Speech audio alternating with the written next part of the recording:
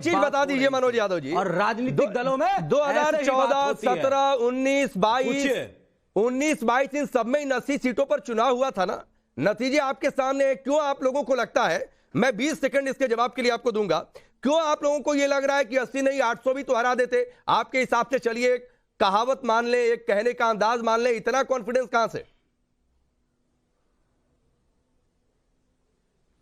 राकेश जी बहुत बेहतरीन सवाल किया। इसके लिए आपको मैं किस तोपों की सलामी के साथ जवाब देना ना 21 तोप की सलामी मत दीजिए। हमें लग रहा था जनता सलामी देती है, राजनेताओं से चुनाव लड़ रहे हैं। रुकिए, अरे रुक जाइए। हमें लग रहा था हम साहूकार और राजनेताओं से चुनाव लड़ रहे हैं। अब पता चला ये तो चोर है, लोकतंत्र के हत्यारे, डकैत हैं, चंडीगढ़ मॉडल लेके चुनाव लड़ते हैं। ये बात विपक्ष को पता चल गई और ईश्वर की दया से चंडीगढ़ मॉडल के बाद देश की जनता को भी पता चल गया कि बैलेट में इतनी बेईमानी तो ईवीएम में कितनी बेईमानी होगी। एक एक वोट का हिसाब अब के लिया जाएगा। चलिए, चुनाव नहीं फिर अब आपने अभी से ईवीएम का रोना शुरू कर दिया। अब मैं इस पर सवाल पूछूंगा तो अलग दिशा में डिबेट चली जाएगी। अजय आलोक जवाब दीजिए। विश्व गुरु हैं, उसको भी अजय आलोक दिखाएंगे। देखिए, सबसे पहली बात, बदतमीजी और समाजवादी पार्टी दोनों पर्यायवाची बन चुके हैं।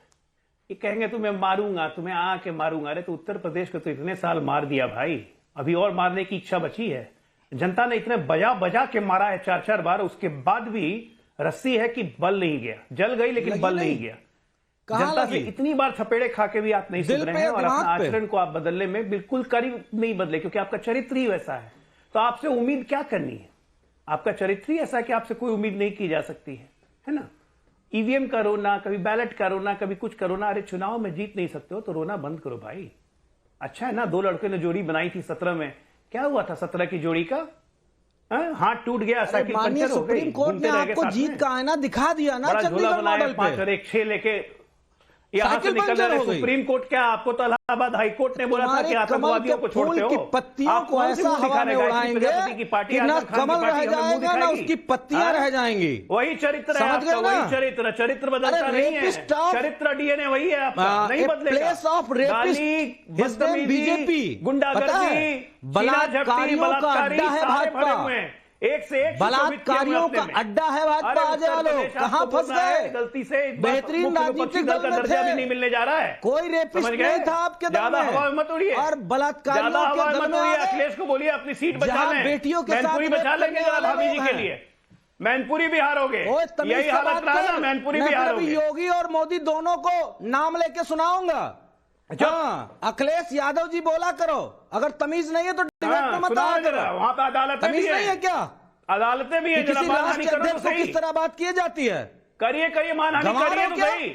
पढ़े लिखे नहीं हो क्या? बेतुकी आप कर रहे हैं, बदतमीज आप हैं। अरे बिहारियों का क्यों तमीज 1 पैसे की नहीं है, समझे ना। 2 टके के आदमी हैं, पढ़े लिखे फालतू वकील जानते हैं, फालतू वकील जिला अदालत में मुकदमा करने लायक नहीं है। धन्यवाद। अपना 2 टका अपने पास रखना। प्लीज मैं आ रहा हूं। आप दोनों लोग आप दोनों नहीं, एक मिनट नहीं है क्या बात कर रहे हैं? अरे रुकिए मनोज यादव जी प्लीज। राकेश जी थोड़ा ढंग के प्रवक्ताओं को बुलाया कीजिए जो नेशनल टीवी पे डिबेट कर सके। मैं आप दोनों लोगों को शांत करता हूं और आप दोनों लोगों से गुजारिश है मेरी, अजय आलोक जी और मनोज यादव जी, आप दोनों लोग संभावित प्रवक्ता है, बड़े नेता है, आप लोग कम से कम संयम रखिए।